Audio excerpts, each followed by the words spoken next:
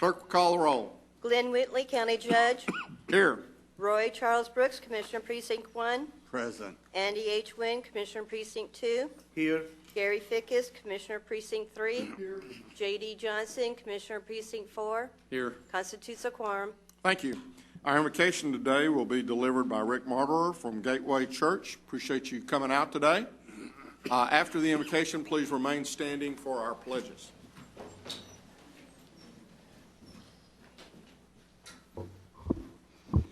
Thank you. Would you pray with me? God of Abraham, Isaac, and Jacob, Heavenly Father, we come to you today because you're good. We ask you for wisdom. We ask you to help us to make decisions that are rooted in your goodness. Make us a blessing to the people of Tarrant County. And we ask this all in the mightiest of names. Amen. Amen.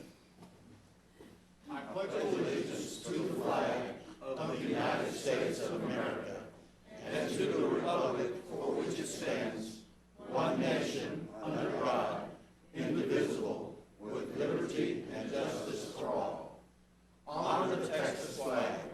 I pledge allegiance to thee, Texas, one state, under God, one and indivisible. Thank you for coming out today, sir. Judge, I apologize for wearing the cap today, but I don't want to seem rude, but my doctor changed some medication and it kind of had a reaction on my head, and so we're probably all better off if I leave it on. We'll take your word for that, Okay. Commissioner, and That's what I like, so thank you. Is it growing any hair back? I just know. That's not working very well right now. Be careful, GK. I know, well, yeah, that's why he was asking. If it was going to grow hair back, he was all for the I want medicine. some of that. Your Honor, we do not have any agenda announcements this morning. That's great. Court members, you have before you the minutes of the regular meeting of March the 11th. Move approval. Second. We have a motion, a second. Any discussion? Please vote. Motion passes unanimously.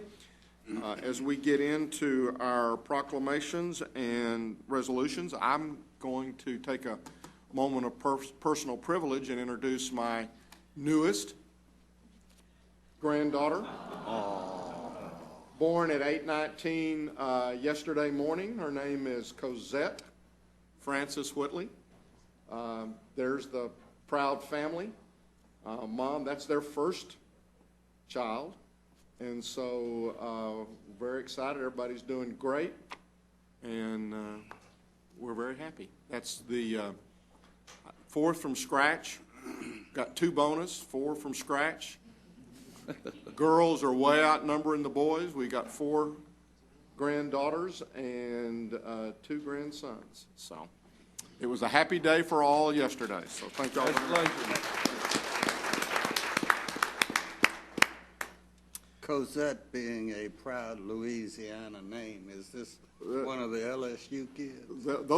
They are both graduates from LSU.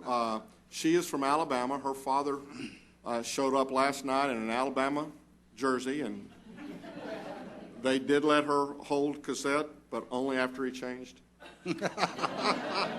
No, they didn't make him change sweatshirts. The baby have webbed feet. Well, you never know. It was everybody was fine. We got a little text message from Jonathan, and says after 10 wipes and 2 diapers, we finally were able to change her diaper for the first time. We're going to be having a lot of fun with them as they have their first child. So, and I'm just hoping that she treats them just the way he treated us. I called this morning and I said, I hope she was up all night long. We have a couple of we have a proclamation, and then we have our employee recognition. The proclamation today is for ratification only, and I will move its approval. It's for Poison Prevention Week. Second. We have a motion, a second. Please vote. Motion passes unanimously. And now we will do what I enjoy doing, usually on the first Tuesday, but occasionally it gets postponed. And I asked that we push it to the third Tuesday this month because I was not able to make it last week, and We saved it for you. and I knew that Commissioner Johnson would not want to deprive me of the ability to mispronounce many of your names. And so I'm going to make every attempt at not disappointing him today as I look through the list. Again, we want to thank each one of you. We're glad that as many of you as possible were able to make it today. As I call your name, please stand and remain standing until your particular group is complete, and then we'll recognize you as best we can at this point, and then we'll move to the next group. First are our 5-year employees, and the first one is Hope Blanche from the Housing Department. There's Hope.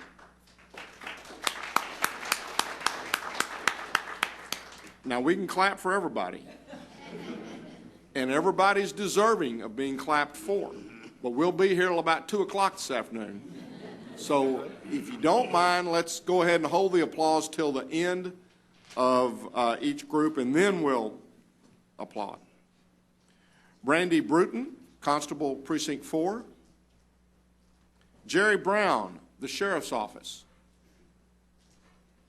Cecilia Coleman, the Tax Office. Keith Harris, District Attorney's Office. Kevin Harris, District Attorney's Office. Charles Hatley, Constable, Precinct 7. There's Charles. Sylvia Hawkins, County Clerk's Office. Sylvia. Francis Lambert, Jr., Sheriff's Office. Vicki Turner, Public Health. Bernard Walton, Public Health. And Michelle Wiles, the Tax Office. Let's give all these employees a hand. Thank you all very much. Now for our 10-year employees, Sarah Bruner, District Attorney's Office. Stephen Cannon, Facilities Management. Elizabeth Falcon, Juvenile Services. Tasha Foster, District Attorney's Office. Miguel Gutierrez, Precinct 2. Martha McCarty, Juvenile Services. Steve Scott, Precinct 4. Steve. Rainey Webb, District Court Support. Let's give these 10-year employees a hand.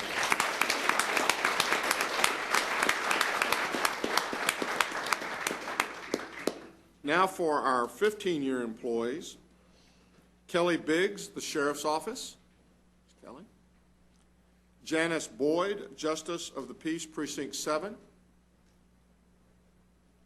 Sandra Cardona, Public Health. Dawn Cathers, Auditor's Office.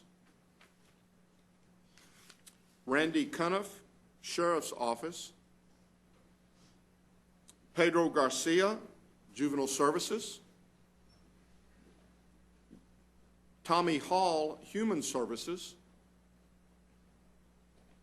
Lionel Ramirez, District Attorney's Office. Sylvia Rothman, County Clerk's Office. Joe Shannon, District Attorney's Office. And Cindy Williams, District Attorney's Office. These are our 15-year employees. Let's give them a hand.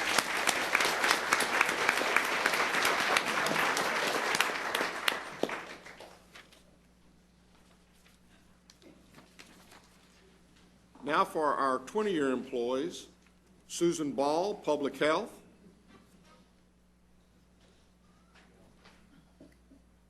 William Blankenship, Public Health. John Kramer, District Attorney's Office. Laura Flores, District Attorney's Office. Belinda Franklin, Sheriff's Office. Samuel Haber, Sheriff's Office. Pat Howell, Precinct 4. Dina Jackson, Public Health. Andrea Johnson, Tax Office. Rachel Martinez, Public Health. Philip Morrow, Sheriff's Office. Larry Reynolds, Medical Examiner's Office. And William Turner, Sheriff's Office. Let's give these employees a big hand.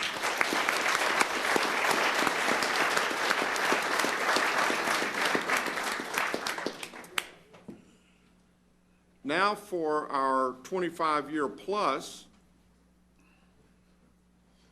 Let me kind of catch up here.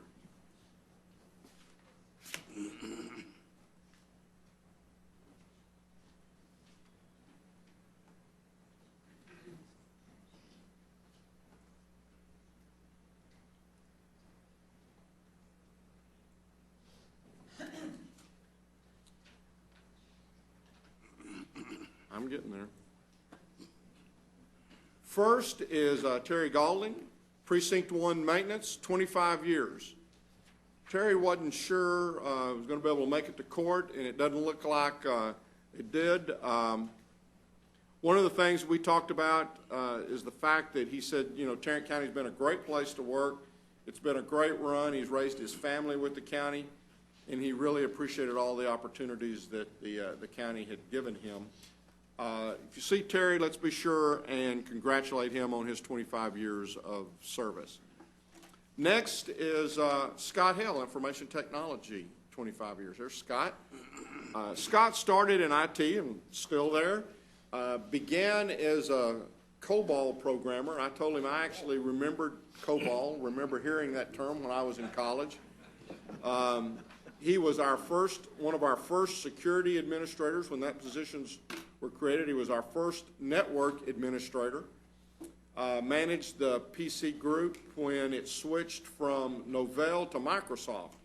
I told him I remembered Novell. He concluded that I was pretty old, but not as old as some up here. Moving along. But of course, you wouldn't remember any of those. He's talking about you, Roy.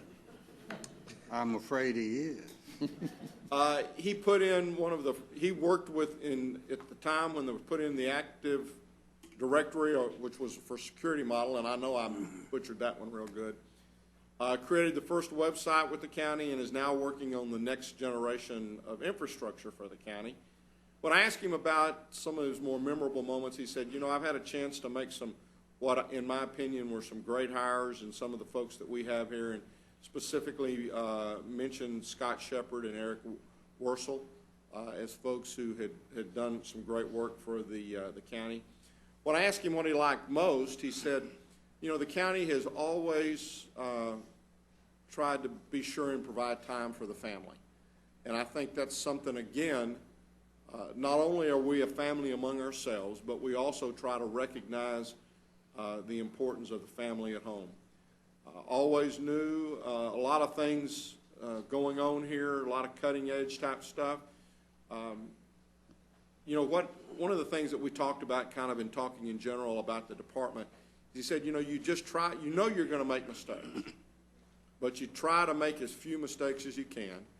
And he said, one of the things I like about our department and like about the county is that we work as a team and that we pick a direction, and then we all get on board and try to get everybody to embrace that and to move forward. And sometimes it's just anybody's guess as to what that might be and what that best direction might be. But at least if we're all in the same boat, rowing in the same direction, it makes things a little bit easier to overcome some of those hurdles that we're always going to find as we enter into new things. Scott, thank you very much for the 25 years of service you've given Tarrant County.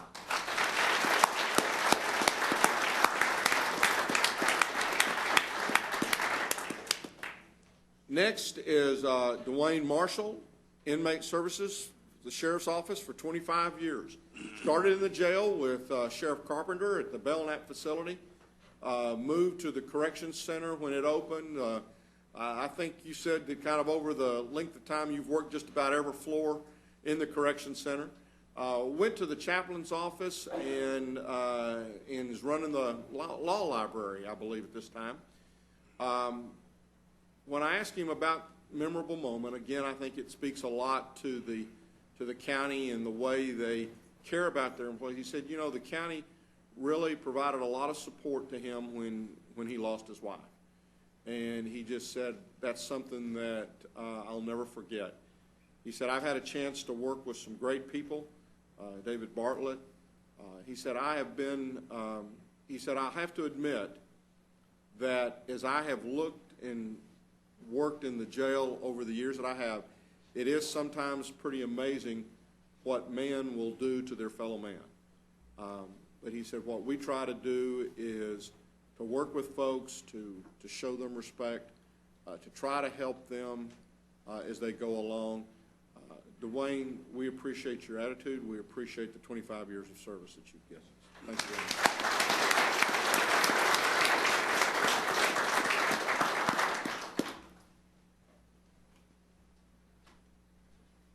Next is Nikki Padilla. Oh, you cheated. What do you mean I cheated? I had this pronunciation put out 5 years ago. When I talked with her, that was at 20 years, and she's now celebrating 25 years with public health. She actually started in the Sheriff's Department and spent 2 weeks there to fill in for a person who was on vacation. Now, wait a minute. She wasn't inside the jail. She was on the outside. She was filling in for a person who was on vacation. And then when that person came back, she moved over to the WIC department. She started there as a clerk. She does screening for benefits.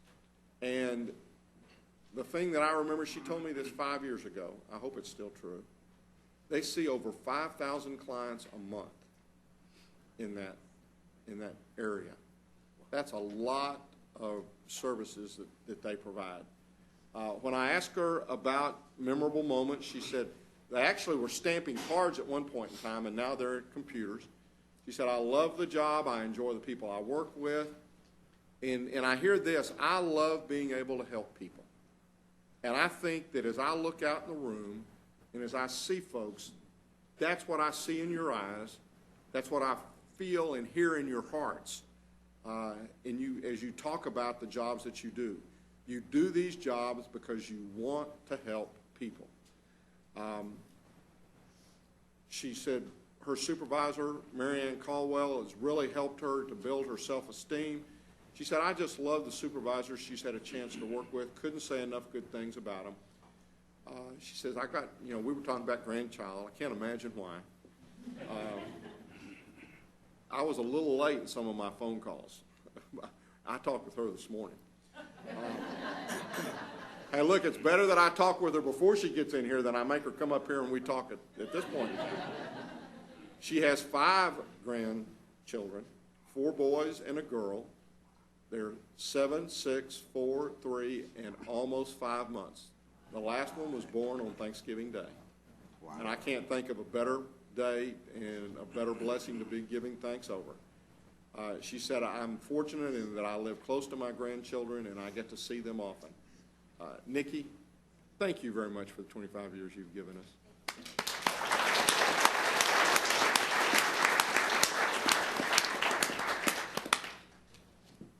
Deshay Rowan, 25 years.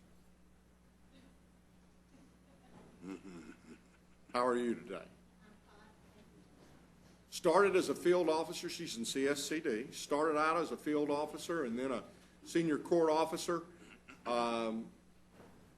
Now she works in the pre-sentence. She's a pre-sentence officer and works with the judges as they go about, hearing their different cases. Now, this was 5 years ago when I asked her about one of her more memorable moments. And she said she remembers visiting a home where a person asked her to come in. She's now recalling this too. To come in to protect her from a neighbor who was chasing another person around the neighborhood with a butcher knife.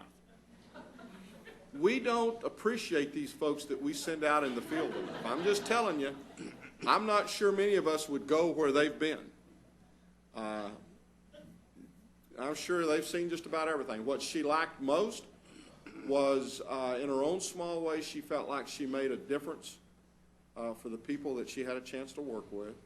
She, when she stops having that feeling, she said that would be the day that she retires. And fortunately, she's still here with us.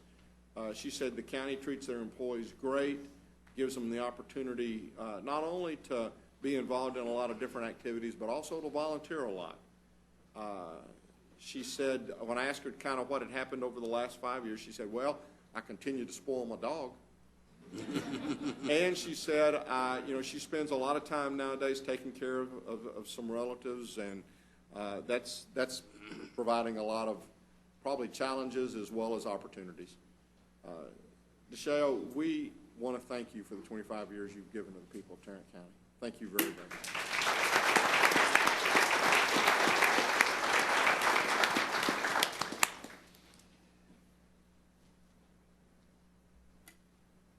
Next is Debbie Sugarman, Cscd, 25 years. I believe you actually started in the Restitution Center and worked there from 89 to 91. Was in the Arlington office for a while. Worked in court services for Judge Adcock for a while, I believe. Spent some time in Trial Room B and is now doing magistrate work in the felony unit. She said she waited for about 5 months to actually get hired. She laughed and said that one of the memorable moments will be when she retires. And she said, I'm not ready to do that yet, but that will be one of her memorable moments. She said, I've had a chance to know many people in many of the different departments and really have had a chance to see people succeed. And that's been something that has always meant an awful lot to her. She really never thought that she'd be here this long. She's worked in social services for many, many years, all over the country, really, and just takes seeing one person succeed to make it all worthwhile was one of the comments that she made when I talked with her 5 years ago. Now, she is going to retire in April. She started out, she said, in Dallas. She handles, right now, I guess you're putting packets together for people who are going to the substance abuse felony punishment facility. I wasn't sure I was going to get that all right.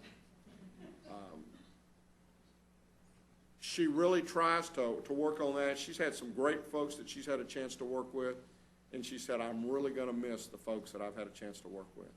We appreciate very, very much the 25 years you've given us, Debbie. Thank you.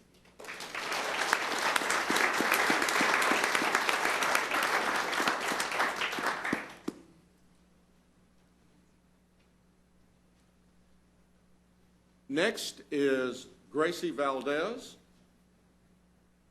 with the tax office, 30 years. Started as a registration clerk, was promoted to a title clerk, worked downtown for, I guess, 22 years, and then moved out to the Southwest Sub-Courthouse for about 3 years. But she's moved back downtown. You got a little ahead of yourself there. Breaking my heart. She's a title specialist. She said one of the moments that she remembers most was when the modernization of the tax office over the years. She said, I enjoy working with employees and love helping the public. She said it's really been an honor to work here. She said, I'm very glad to still be with the county, plans to work a few more years. And she said, you know, anybody I have an opportunity to talk with who may be looking for a job, she said, I think the county is a great job, and I encourage and would recommend this job to anyone that I come in contact with. Gracie, thank you for the 30 years you've given us.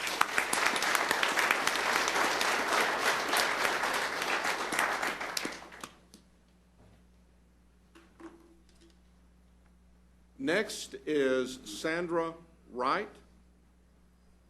I was going to check and see if you came with bells on today. She told me she'd be here with bells on, and she's got those bells with her. Started in Arlington office, and I guess spent about 17 years there, and then she moved to the Poly office. Spent some time out in South Lake, and then is back downtown. She said, you know, when asked about the memorable moment, she said, you know, they've all been very, very close, and I've made some great friends. She said Arlington really had a family atmosphere about it. She worked there again for 17 years. She said, I just love the people I've had a chance to work with. It's been good work. She's a great grandmother. Wow. Got our little boy. Has 2 grandkids, a boy and a girl. She said, I just still love working with people, still gets together with folks, I guess, that you started out with. Some of them have retired, but you still get together and have lunch regularly. And she said, I really appreciate the opportunities the county has given her over the years. We want to thank you again, Sandra, for the 30 years of service you've given Tarrant County.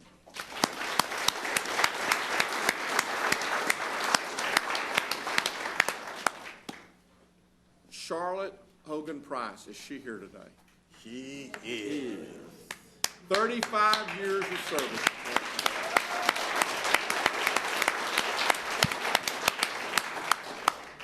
Now, she started in the CETA program in purchasing, and she said 11 months later she gave birth to her 3rd child and came back after 1 week. She's worked in the graphics and then as a purchasing clerk, went to work with Judge Furchel, and was the first African-American hired in the probate court. Hired because she was the only person who applied and had a degree.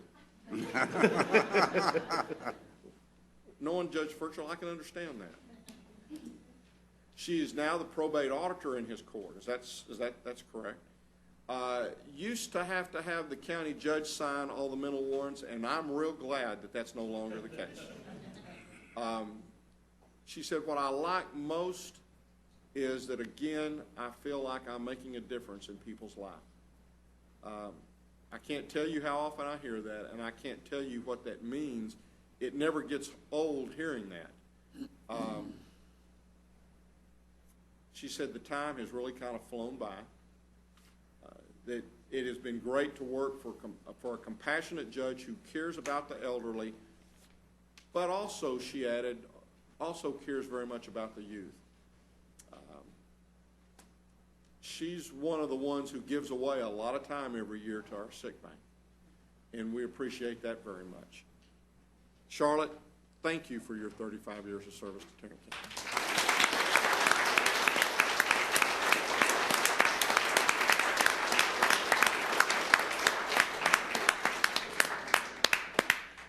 $830 years represented here today, 830 years of public service to the citizens of Tarrant County. We're very grateful for that. We're very grateful for all of y'all who do that every day, day in and day out. It's more than a job to you. I know that. I can sense it when I talk with you. I can see it in your faces when you come down here to be recognized. We appreciate you very much. Refreshments, 504C, we hope. The problem is Wilder ain't here, so he's back there. Good luck. Thank you again for your service.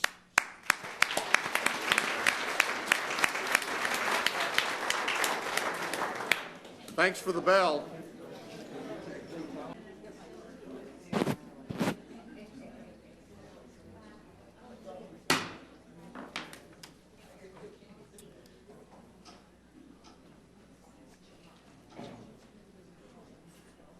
Court members, you have before you the consent agenda.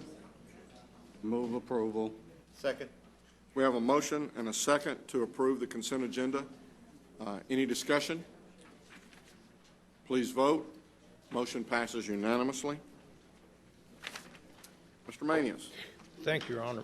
Members of the court, we have 3 items to present to you this morning. The first item, we're requesting that the court approve a memorandum of understanding between Tarrant County and the City of Fort Worth as it relates to the 2013 BJA Justice Assistant Grant. Move approval. Second. We have a motion and a second. Any discussion? Please vote. Motion passes unanimously. Members of the court, we could go to item number 3. We're going to take these out of order. On item number 3, we're requesting that the Commissioners Court approve an out-of-state travel request as an exemption or exception to the county's travel policy for out-of-state use of a county vehicle for 2 employees within the District Attorney's Office. Move for approval. Second. We have a motion and a second. Any discussion? Please vote. Motion passes unanimously. Finally, members of the court, on item number 3, Ms. McMillan is going to address the court on this particular item.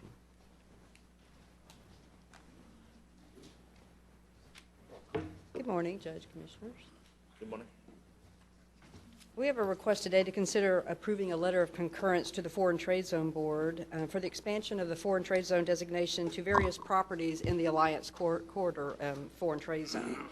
With the continued growth of the Alliance Texas, the Alliance Corridor Foreign Trade Zone would like to expand the FTZ designation to approximately 1,100 acres of undeveloped properties that were not included in their original FTZ designation. Approximately 318 acres are actually located in Tarrant County. The balance are located in the Denton County portion. Establishing the FTZ designation on these undeveloped sites within the corridor will aid in the location of new companies that do business in the global marketplace by shortening the time period it takes for them to get the letters of no objection from all the taxing entities. With the Foreign Trade Zone designation already in place, it should allow Alliance to be able to tell the prospects that they can actually get the FTZ designation to them within 30 days, as opposed to a much longer period if they had to start the process from the beginning. As you may recall, the Foreign Trade Zone designation does provide companies with cost savings on inventory taxes and customs duties and provides for streamlining of the customs process for goods and parts that are imported and exported. This map here shows the properties in green that are currently have the FTZ designation, and the ones in blue are the expansion areas. It's hard to see, but there's an orange dotted line that cuts across the middle of the runway there on the left, and it's the properties south of that are Tarrant County. The largest tract's about a 207-acre tract that is north of Cabela's. You can see where 170 cuts down there at the angle. As we noted, properties under consideration do not contain any taxable properties. Right now, they're undeveloped land, so there would be no loss of any tax value from the tax rolls. But when businesses do come in, should they activate the FTZ, they would receive exemption on personal property that is subject to import and export procedures. It doesn't actually exempt from the structures itself, right? No, we would still receive taxes on any real or personal property, machinery, and equipment. This only applies to inventory. This is just stuff coming through, and the whole thought process behind this is that it sits here, but it's just kind of it comes here and then it leaves and goes forward. Exactly. Like goods in transit or something? And a lot of that it would already fall under our Freeport exemption. So that's what happens a lot of time. It just kind of expands it a little bit more. It takes it a little further on the exemption. Steve Becking, who's Vice President with Hillwood, who oversees the Alliance Corridor, is here today. If you have any questions, otherwise we ask that the Commissioners Court approve the letter of concurrence for the Foreign Trade Zone designation on these properties as shown. Move for approval. We have a motion and a second. Any discussion? Please vote. Motion passes unanimously. Thank you. Thank you.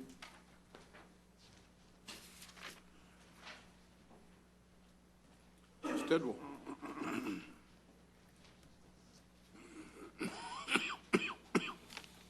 We have one item for the court to consider this morning, and that is to receive and file the Commissioners Court. It's requested that the Commissioners Court receive and file the Auditor's report of the Housing Assistant Office audit.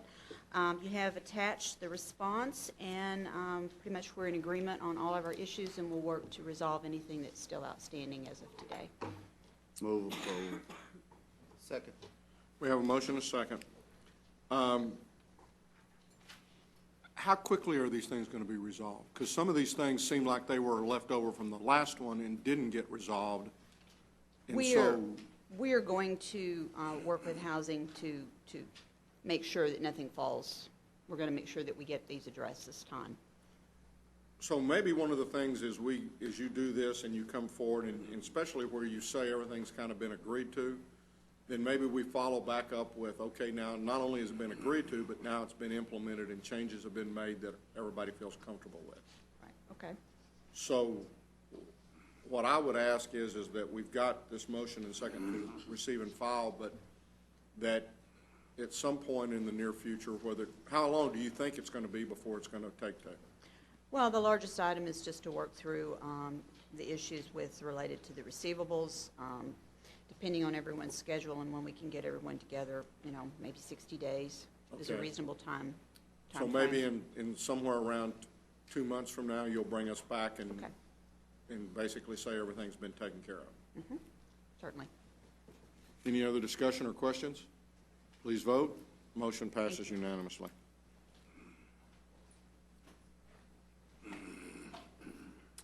Ms. Glenn,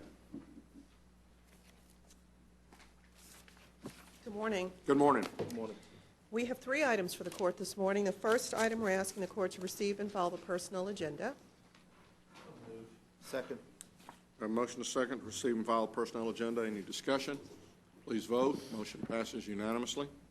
The second item, we're asking the court to approve a change in the table of organization for the Public Health Department. As outlined in your court communique, Public Health is requesting the addition of an epidemiologist investigator. This individual will be assigned to the Health Information Exchange. If the court approves, this position will be added effective March the 19th. There is no impact to the general fund, as these are DSRIP funds. It's in 1115 Yes, sir. waiver project. Move approval. We have a motion to second. Any discussion?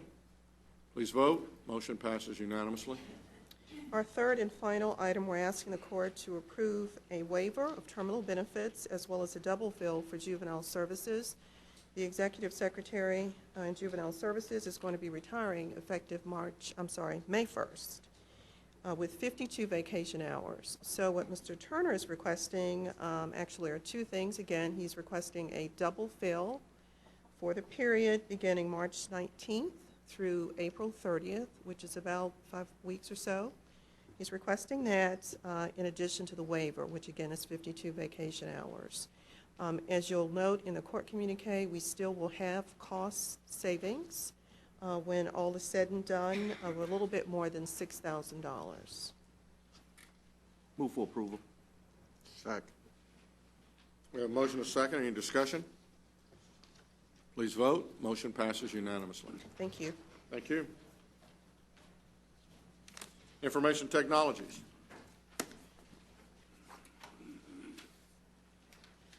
Good morning, Commissioner. Good morning. Good morning. Good morning. IT has 2 items before the court this morning. The first one is requesting the Commissioners Court to approve RFO number 201407 for the purchase of information technology staffing services project manager. This is at a cost of $49,185, and we are using this project manager currently for the implementation of the enterprise content management project, and that project is on track to be wrapped up in June. Move approval. Second. We have a motion and a second. Any discussion? So it's going to be completed how? In June. Okay. Any other discussion? Please vote. Motion passes unanimously. The second item we have is the court is requested to approve a revised communication system agreement with the city of Fort Worth for the radio voice coverage for Tarrant County. This is for our portable radios. It was necessary to revise this interlocal agreement with the city of Fort Worth to update compliance with the P25 digital system that has been implemented. Move approval. Second. We have a motion and a second. Any discussion? Please vote. Motion passes unanimously. Thank you, Chris. Thank you. Mr. Beecham. You hadn't told these folks they're not supposed to sit in your seat? Kind of like church, you know. Dr. Curian's already asked me if you want to give Randy Turner a bad time this morning. I said I really don't have that answer, but I just did. Doctor, you're off the hook, so it's just, you know, you just sat over 2 seats, I'd have been after you. we have 3 items for your consideration this morning. Our first item is a bid award recommendation for bid 2014-049. This is for the purchase and installation of a paper cutter and a padding machine for our reproduction center. Recommendation will be toward the low bidder, Litho Supply and Service Company, the amount of $51,890. Move for approval. Second. We have a motion and a second. Any discussion? Please vote. Motion passes unanimously. Item number 2 is also a bid award recommendation for RFP 2014-055. This is an RFP for an EFI MicroPress Maximum Server.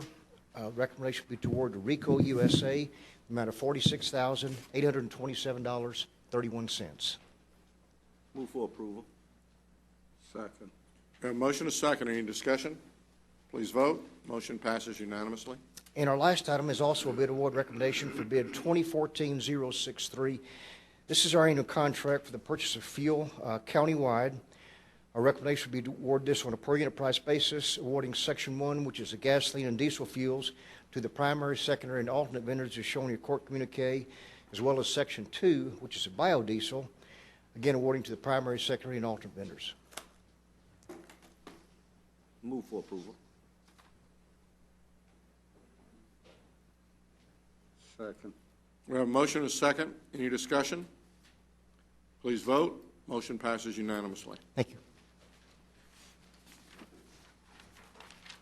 Are there any appointments today? There being none, then we will move on to the approval of the claims, including the addendum. Move approval of claims, including the addendum. Second. We have a motion and a second to approve the claims, including the addendum. Any discussion? Please vote. Motion passes unanimously. Briefing items, Mr. Manius. Thank you, Your Honor. Members of the Court, we have one item that we'd like to talk with the Court about today. That concerns the Strategic Transportation Enhancement Program for Tarrant County. As you know, there's been a lot of work at staff level on this particular item. We have sent this document to you, I believe, twice now in the last 2 weeks, and our goal today is to get your input on the document itself and also to give the staff direction as how we should move forward. So what I would like to do is go over several items on this this document. Of course, Bill Riley is here and Mark Mendez is here also to answer questions, plus any purchasing questions. Mr. Beecham is here also to assist us on that. I do want to make one comment about the document that we had emailed to you. I think we've included in your red folder today a substitute page. That is page number 6, I believe. And what that was that we had asked Paul Wood, the county's risk manager, to look at the insurance issue again, and this is his recommendation. So you're going to see a revised page 6.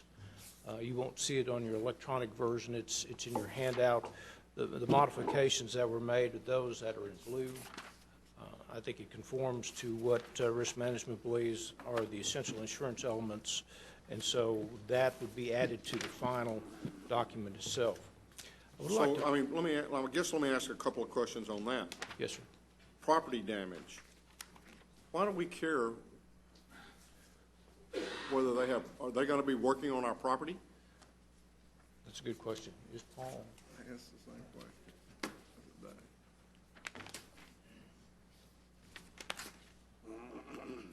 That is typically just incorporated into liability policy. It would cover anybody. But what if they don't have it? So we're going to eliminate? If they're out doing any work in any entity, not just us, it would cover if anything were to happen to the property. It's pretty standard in the general liability policy. Is it expensive? No, it's included typically. Okay. So if anybody comes to us and tells us they didn't propose because they didn't have this insurance policy. Well, the policy itself, the general liability policy, that's just kind of a sub-limit in the policy. And I understand, I guess, are we at risk if they don't have it? You typically, it's standard to ask for that type of coverage for anybody that comes on premises in case something happens. This is a fairly small amount, Yeah, it's not actually. Okay. I mean, I guess one of the things I would just say is just because it's always been there, is there a reason for it being there? Or is it just another little piece of red tape we're putting up? Well, to exclude it would probably be more of an issue to try to subtract it out of a policy than it being in there, because it's an automatic sublimit in the policies. There's different amounts sometimes. You can put a lesser amount in there. That's a standard amount that we do require, though. I would think any reputable firm that's been in business for any length of time. Yeah, they're going to have carry that. some type of general liability. Oh, yeah. That's, Okay.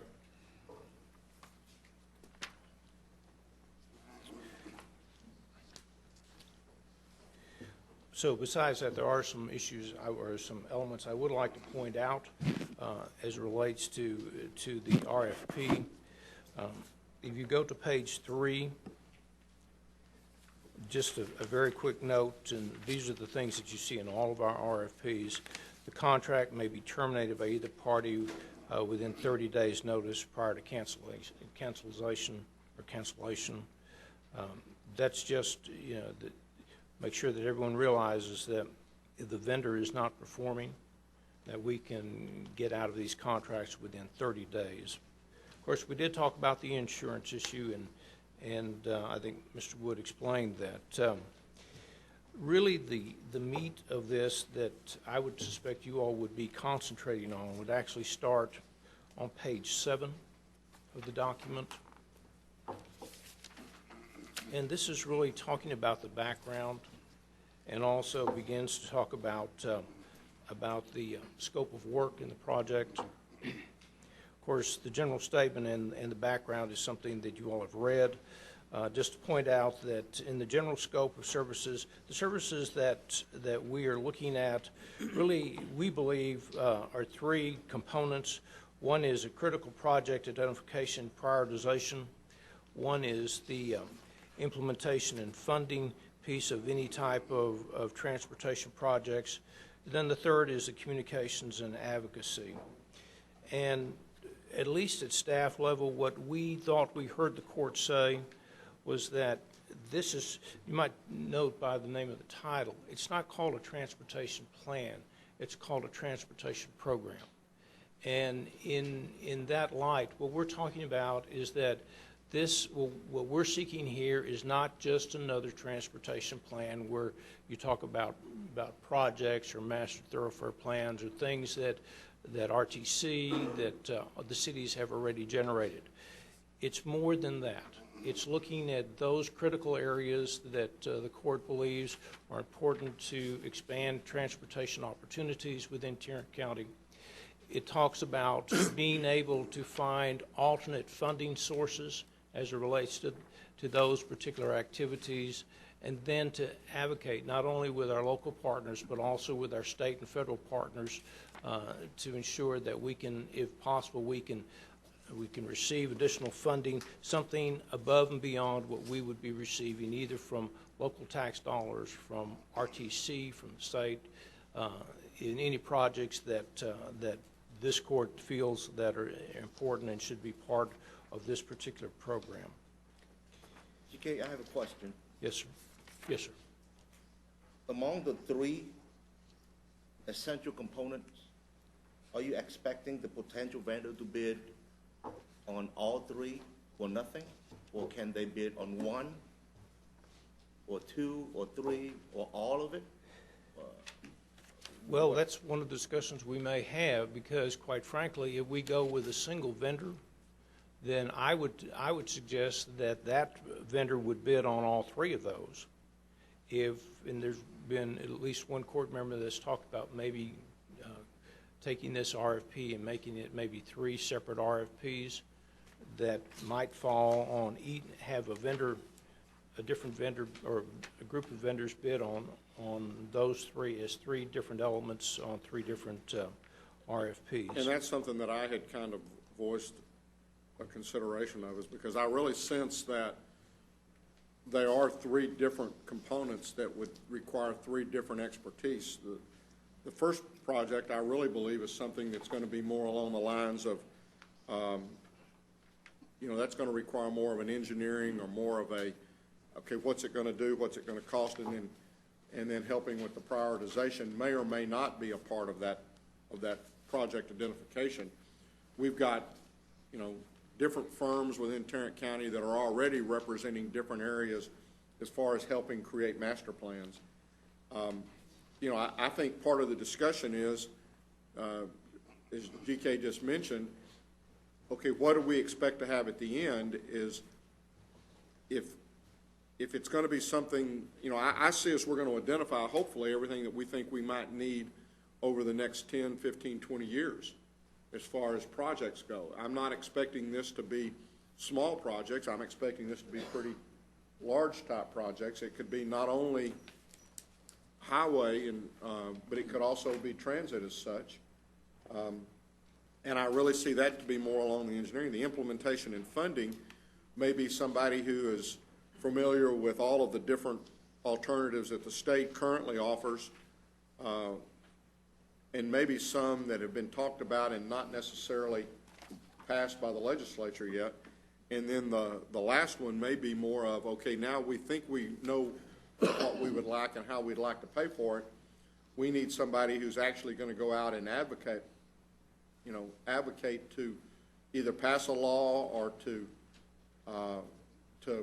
get support for these various things. And again, as I have mentioned before, I think this is something that's going to require a lot of partnerships and a lot of cooperation from different segments of the county family, whether it be the different cities, whether it be businesses, whatever. But I really see this as being at least three different projects.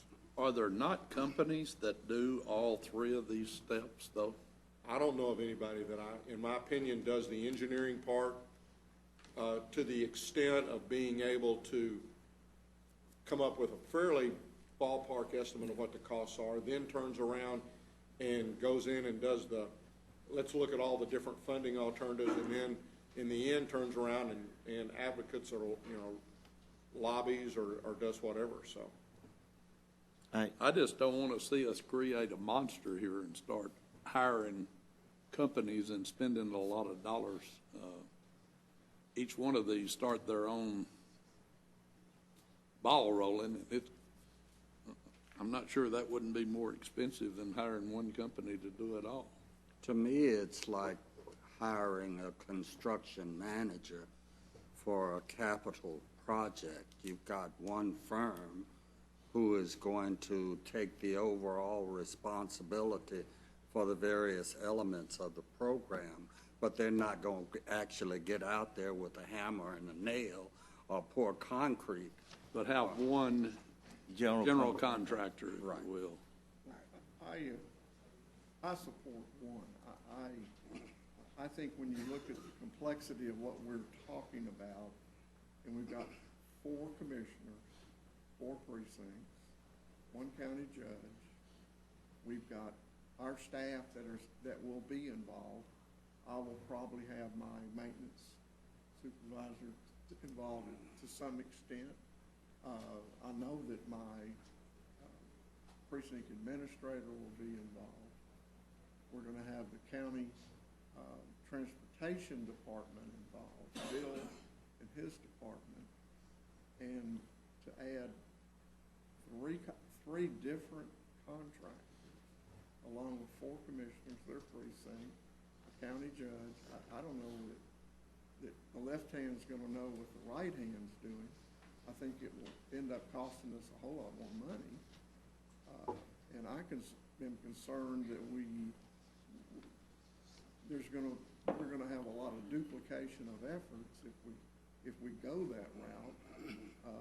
And by going with a single provider, I think we can present a consistent message to all of our stakeholders and partners versus three different would be my feelings on that. The analogy that Commissioner Brooks used in terms of hiring a general contractor, overseeing all three components of the program, makes sense, okay?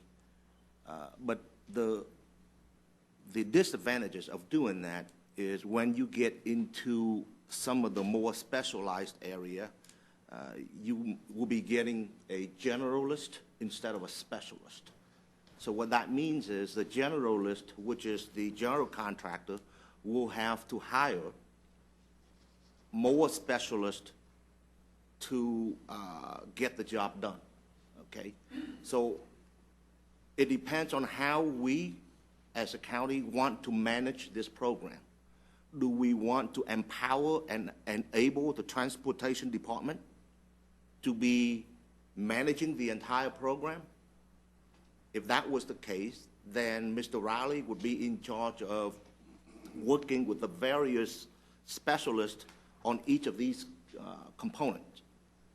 But if we decided that Mr. Riley and his department is not going to be the manager of this program, then the approach of bringing in a general contractor and then charge this person with the responsibility of delivering all three components, at which time this company, if he or she doesn't have the internal expertise, then he or she is going to have to hire a specialist to do that work, and that will add additional cost to the county. So there are pros and cons to both approaches, and it depends on, I believe, how we want to drive this program forward in the future. If we want the county to take ownership of it, to retain that intelligence asset that we gain over time, then I think we need to break these components into smaller pieces. And if we're not planning to do that, then the approach that Commissioner Brooks and Commissioner Fickes mentioned makes sense. Let me just say something. I think what we're looking for, and we've been talking about from day one, we need a quarterback, okay, and an advocate who's going to advocate for Tarrant County. You're not going to hire an engineer that's going to do every project in Tarrant County. If you hired one engineering firm to do every project, and that was their goal, you'd have a run down here on the other 95 engineering companies, because an engineering fee on one project is probably 5 times more money than we would pay that quarterback and consultant. On one project, an engineering fee is going to be 7 to 10%. Okay? And I guess that's one of the comments you made a few minutes ago. I mean, I hope we're talking about big projects. Oh, we are. Well, then I don't understand. I'm a little confused as to why your director of field operations, or even, I mean, I think mainly we're talking about projects that TxDOT or that for the most part the federal government are going to be very involved with. Because my director of field operations, who you hired first, is a PE, and he could help me understand some of the things that maybe I don't necessarily understand. That's where I see his value, and that's why I was very happy to be able to bring that particular person. And I think that is, I don't know whether the other three are going to. Well, that's up to them. So whether they. But we're talking about major projects, and I guess going back, I mean, I think we're talking about projects that are going to be hundreds of millions of dollars per project. We are. And so part of my feeling about this is that we need to identify what all those projects are going to be. Now, if we're going to look at having a quarterback, I think that what we're talking about is something that in all likelihood is going to be a 10, a 15, a 20-year type of a process. And if we're going to be talking about somebody that's going to be with us that long, then I'm not sure we need to be looking at a contractor versus an employee. Now, just because of the fact that we're now talking about somebody who's going to be quarterbacking projects for a long, long time. The other thing that I would say, and I again want to emphasize, is that I believe the size of the projects we're talking about are not going to happen unless we have our cities involved. And I think we need to have them involved from the get-go. And I think they need to be involved to some extent, or at least we need to have their buy-in of this from the very beginning. Because if we get too far out without their buy-in, I think we're going to be alienating our partners as opposed to working with them. And so to start the process without having brought them in and sat down and had any kind of formal discussion with them about what we're proposing to do and whether they agree with that, I think we're getting the cart before the horse. I don't think we have anything to offer them until we bring somebody on board who can kind of initially put together a plan that we can then take to. And as I've said before, we get somebody on board that they don't agree with, we've pretty well just submarined our plan. I don't, here's what my concern is, Judge, is that, let's say Fort Worth, and they're the big, the big cheese in this thing. Let's say they're gonna put $20,000 in this maybe, $25,000. I don't know. I personally don't think they're gonna put anything in it, regardless of who we go with. But they're gonna put a very small amount of what the total may be to get this accomplished. If they're gonna wanna run the show, is that how we wanna run this? I don't think they're gonna wanna run the show, but I think what they would like to be a part of is understanding the prioritization, because I think you've got Arlington that's gonna be in here. I think you've got a lot of other folks. And they've all been, the transportation people in both of those cities have been totally aware of this process from day one. I would agree, and they've they've all expressed opinions about who we might hire as a consultant. But we're not asking them to. But none of them have said, yeah, we're interested if you hire this guy or that guy or this. They've said they're not interested if we hire certain folks. Well, did any of them agree to write a check? We haven't asked any of them to write a check yet. We haven't really sat down formally, and that's part of my concern. We've not formally gone to them and asked their opinion about anything as it pertains to something that in any one of these projects that we're talking about, not only will they have to agree to it and be a major participant in that, or it won't happen. There's not a single project that we're going to talk about, or at least that I would anticipate we're going to talk about, that we won't need them standing right beside us talking about how important it is that that project get done. I can't imagine any of those cities not wanting to be a player. Didn't say they're writing a check, because the check is to pay for the project. That money, I think, comes from the state and the federal government. Some of it may come from PPPs. But can we, to go to the city of Fort Worth and say, you gonna work with us on improving I-30 from Loop 820 going back to the east into Arlington? You think they're gonna say no? They might say no if the first thing is that we're going to do Arlington, or Arlington might say no if we're going to do this project. We're doing Fort Worth to get to Arlington. We got a whole bunch of Fort Worth. I mean, but Arlington might think we need to do the interchanges before we need to do the. No, they're both going to be very pleased that we are helping them get that project done. I know that, and everybody knows that. They're not going to, if they're not writing a check. Well, I think this is a start to get us moving in the right direction. We're going to put this thing out for bid. We're going to get a lot of interest in this thing. I want to be sure we hire somebody that can help us move the ball forward. If they don't, we got a contract, we can tell them to hit the road in 30 days. I mean, it's that simple. If it doesn't work, it doesn't work. If we hire the wrong person, which I don't think, at the end of the day, we're gonna do the right thing. But I don't see any sense in complicating it with 3 contractors. I think we get one person on board, have them work up a plan, and the first thing they do, as I've discussed with you, is we'll bring in TRTC, have this group make their pitch, and it's really, I think it becomes our job to go after the money, elected official to elected official, but they can tell them the program.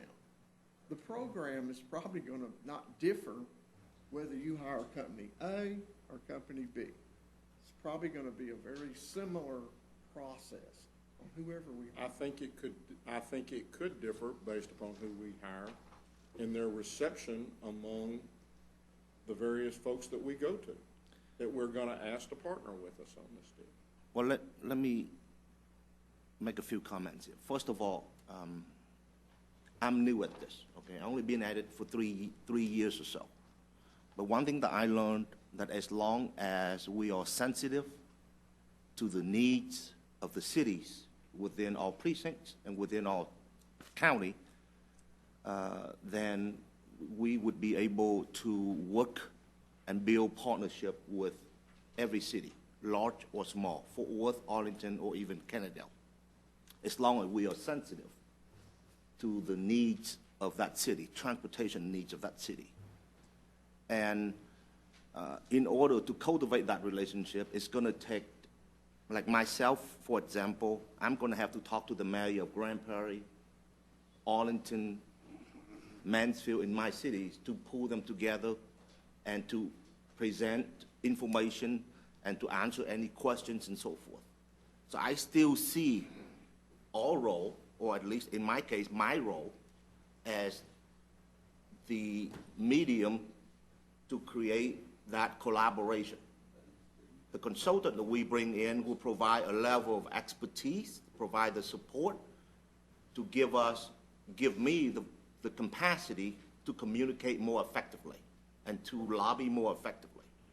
In this case, if you look at item number 2E, okay, What page?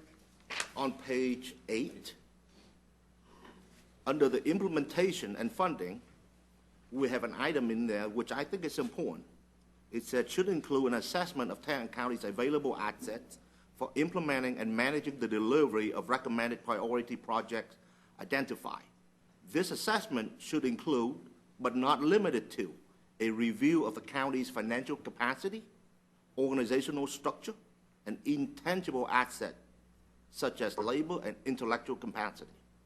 The way I understand that statement is that over a period of time, as part of the scope, this company is supposed to work with us and help us build that internal capacity so that one day, whether it's 2 years from today, 5 years from today, that we would be able to assume the role of this consultant and then basically increasing the role of all transportation department in this transportation program and then eventually reduce the role of the contractor.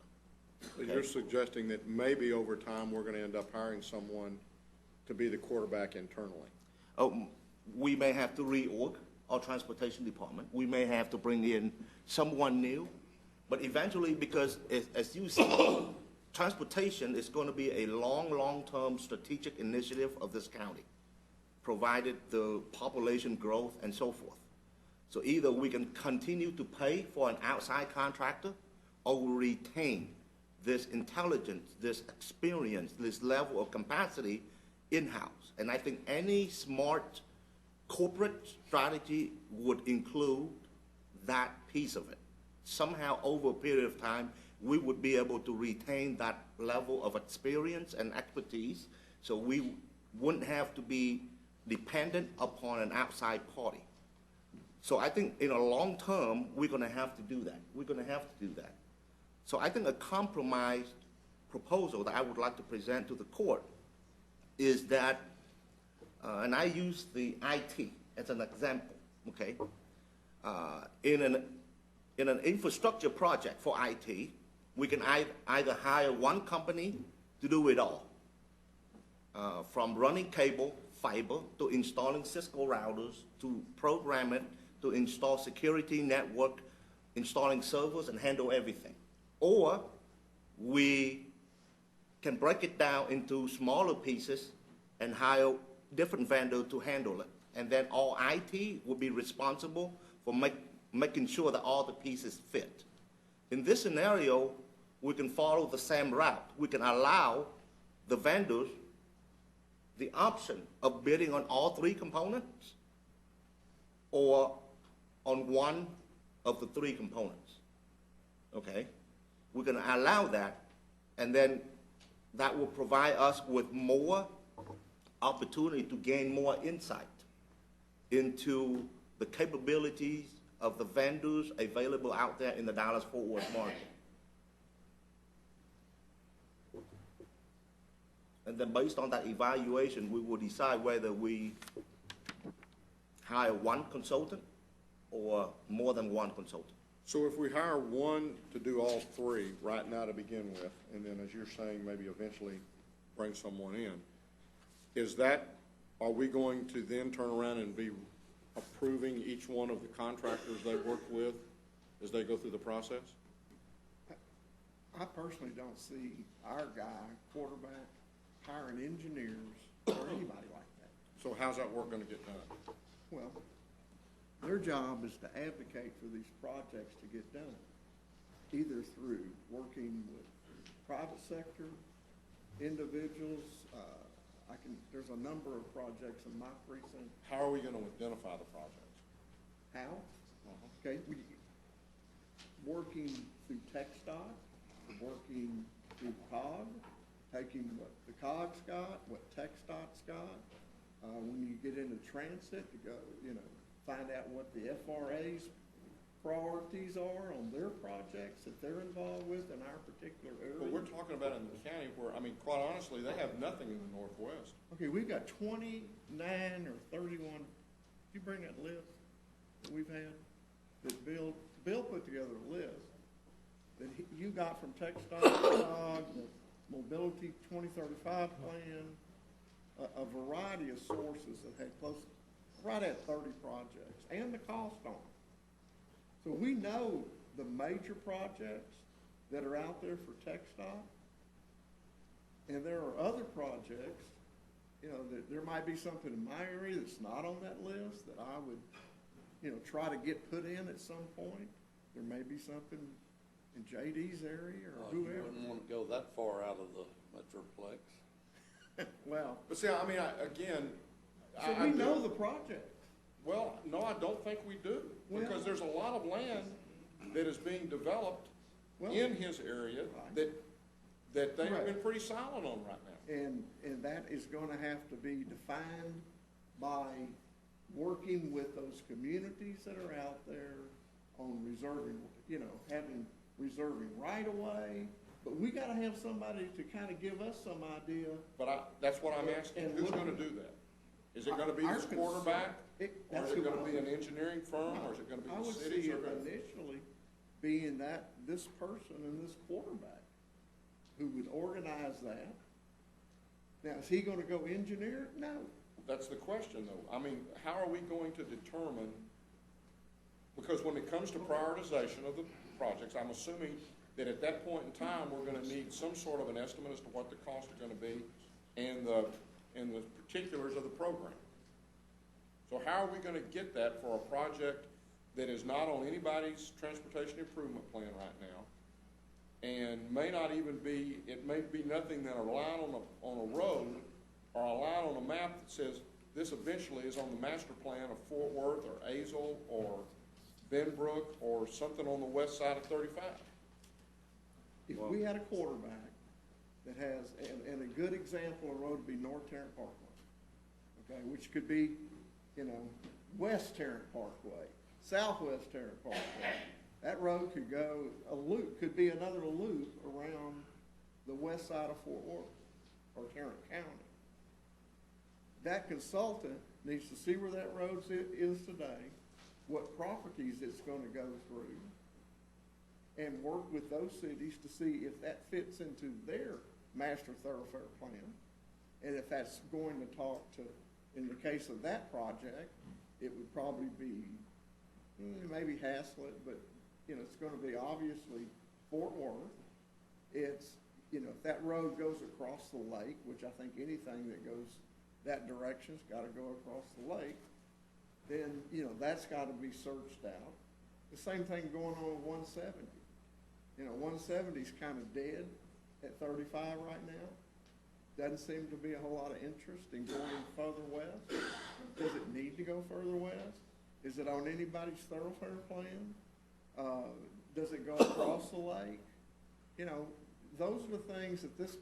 But is determining the cost and the parameters of those, who is going to do that? I don't think you can even begin to determine the cost until you figure out exactly kind of where it's going, and you work with your partner cities to see if their councils are even in agreement that they want that road to do that, and that they see that property as being developed, and whether that's, if it goes through some big ranch, let's say the Basses.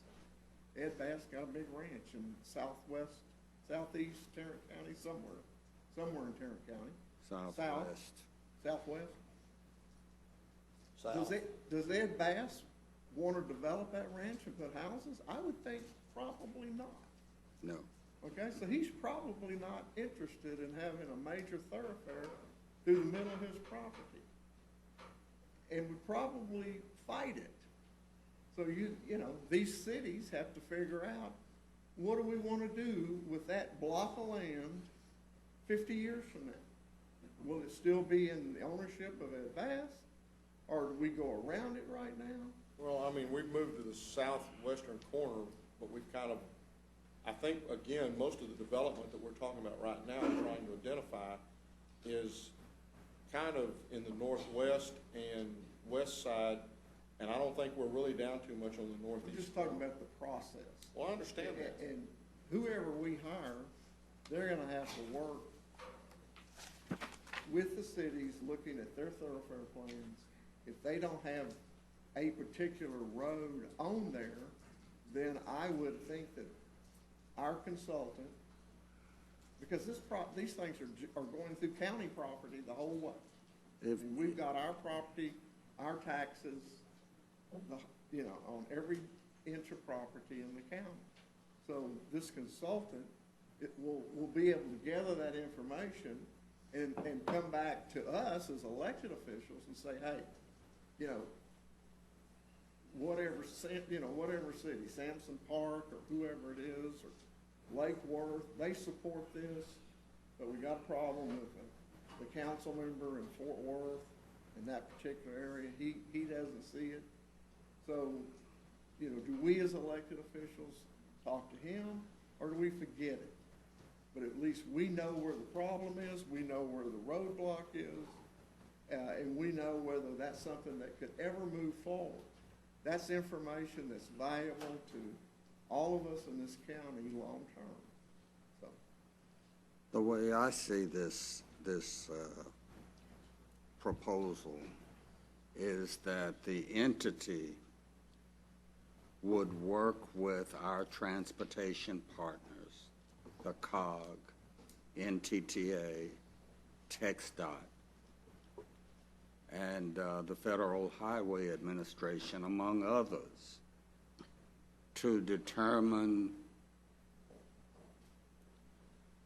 the priority of our transportation needs, and to then advocate for funding those projects according to our priorities. If that requires moving it up in somebody's letting schedule, then that is part of the scope of work. I don't see this firm or individual or whatever designing projects, because TxDOT designs their own projects. So does NTTA design their own projects. This function is to advocate for our needs and try to get our needs met before anybody else's needs. What I'd like to see, if you don't mind, is to move forward with this document and have the committee, whoever they are, pick the top 2 or 3, have them come in and make a presentation to the court, in public. Give us some concept of what, you know. What committee are you talking about? Well, purchasing, purchasing, I think you've got some scoring system in here. Yes, Purchasing, just like anything else, The other thing I wanted to say is that if you're going to exclude Southwest out of hand, then you just lost me from the jump. School Southwest. I had you in my plan. You had Ed Bass's ranch in his plan. I'm talking, I think we're looking at the whole county. No, we are. I was just using that as an example. Northwest. It was not your comment that I know. was referring to. I was using Ed Bass as an example of a piece of property that the owner of it probably wasn't looking to develop. You're probably right about that. one of the things that's contained in the document is how the evaluation would occur. And what we're proposing is that an internal committee be the first one that evaluates them, make sure that they meet the criteria, but then to also make presentations, choose 2 or 3 of the top ones to make presentations to the Commissioner's Court, because it's really the Commissioner's Court that needs to make the decision, not staff, on who we engage. We also included in the document a scoring, if you will, and you'll see that where this is an RFP, it's not an RFQ. And so we've given certain weight to various elements in there. If there's any changes on that, then that would be, you could let us know. One of the things that, in talking with purchasing, we would probably put this on the street for a 30 to 45-day period, no less than 30 days. So I know we want to move forward with it, but we also want to give different groups an opportunity to team together to submit, or individual companies, it doesn't matter. Because really it's going to come down to this court seeing the proposals, evaluating those proposals, and then making a decision.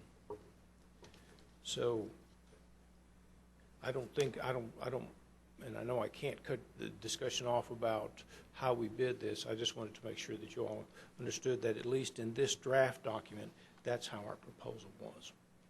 Okay. So in the evaluation part of the deal, then, we're talking about the fact that they're going to be, if they're teaming together, they're going to have to have identified who's going to be doing each one of the different sections. Yes, if you have subcontractors in this, then they need to identify those subcontractors, even who the players are going to be. We ask for resumes of individuals who are going to perform the lead activities and some of the technical activities. This is not that different than, you remember how we do architects, where we ask for them to submit all of that detailed background so that the court has a good understanding as to who the players are going to be in that organization. Also, the way that we have structured this is that if there's a change in those professionals that are part of that, then we have the right to refuse. It's something that we've done before in various contracts, and it's proven very well. Some of you might remember when we did the SAP implementation, there were contracts that some of us remember SAP that I wouldn't have selected some of the vendors didn't perform, and even the ones that they proposed to replace those vendors did not meet a standard that the county had established. So that's On that all built into example, this. SAP, Yes, sir. we, until today, we still have an option of using an outside consultant, an expert, to help us manage SAP, right? But we don't have to, because now we have internal expertise. And over the last 10 years, we've had a lot of knowledge transfer, and that's what we're eventually looking for. That's one of the elements that you pointed out, Commissioner, as far as looking at our transportation department and determining the capacity and the capabilities and giving us recommendations. So eventually, you know, as this process and program matures, that we would have that capacity in-house to potentially manage that. Obviously, that's a decision that the courts would have to make, but that's one of the reasons why we put that element in there, is to grow our transportation department in capacity and capability. I think if we ask, and if we're asking them to each talk about their experience in all three areas, then we'll be able to evaluate that through that process, and they'll be able to be rated through that process. And so it's probably, you know, I think I'm okay with going with, I guess, one overall proposal and see what we can end up doing. I still have some questions about that, but I think we could put it together like that and then let each one of them, I just think as they're presenting their experience and their qualifications, that they need to focus on each one of the three areas individually and not just the strength in one area or another. And, Your Honor, that's one reason why at staff level we thought it was very important that you would call the finalists, that they come before you all and explain that, because this is a long-term issue. It's something that we found, we know the court is very interested in. You all need to be satisfied with whoever provides those services. Let's go with it. Well, Commissioner Johnson has spoken, so Do we agree with, let's go with it. do we agree with everybody agree with the evaluation criteria and the weight that they've put or recommended that be put in each one of those areas? I read through it, Your Honor, and I agree with it. Okay? Yeah, I'm good with it. Okay, with that direction, we are going to finalize this document then, and we will send it out to you one more time. But then we're going to move, and if you have any other comments, please let us know, and we'll move to issue this RFP. Thank you, GK. Thank you, Jack, for your hard work. Bill?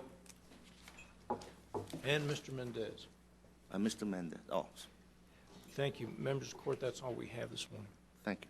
And we'll recess our open meeting and proceed to close to discuss items exempted under sections 551.071, 072, 074, 076, 087, and 0725 of the Texas Government Code.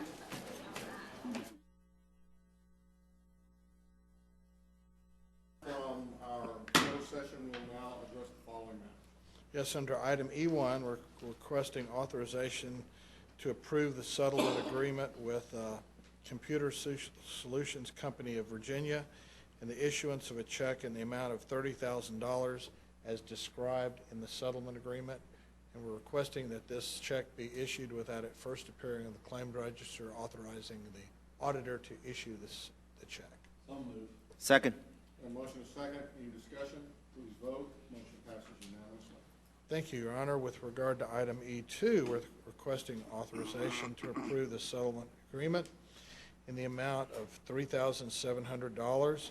This is to be payable to Mary Lytle and Larry Rowley of this law firm that's described here, and we're requesting that this check also be issued without it first appearing on the claims register, and authorize the auditor to issue the same. Move for approval. We have a motion is second. Any discussion? Please vote.